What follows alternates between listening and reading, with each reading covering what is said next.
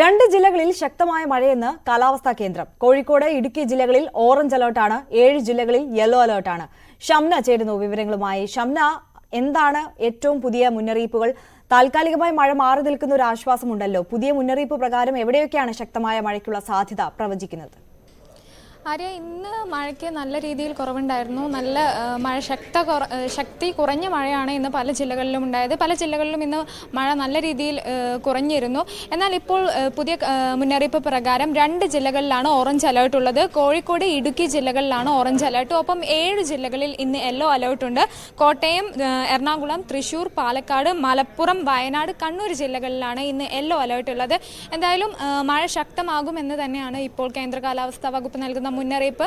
June 2 വരെ മഴയുണ്ടാകും. നാളെയും 5 ജില്ലകളിൽ നാളെ യെല്ലോ അലേർട്ട് ഉണ്ട്. എന്തായാലും മഴ രാവിലെ ഒന്ന് ശക്തി കുറഞ്ഞെങ്കിലും ഇപ്പോൾ ശക്തിയോടെ വീണ്ടും പെയ്യുമെന്ന് തന്നെയാണ് കാലാവസ്ഥാ വകുപ്പ് നൽകുന്ന മുന്നറിയിപ്പ്. ശരി, ഷംനയാണ് വിവരങ്ങൾ നൽകിയത്. എന്തായാലും ശക്തമായ മഴ ഉണ്ടാകുമെന്നുള്ള മുന്നറിയിപ്പാണ് കാലാവസ്ഥാ കേന്ദ്രം നൽകുന്നത്.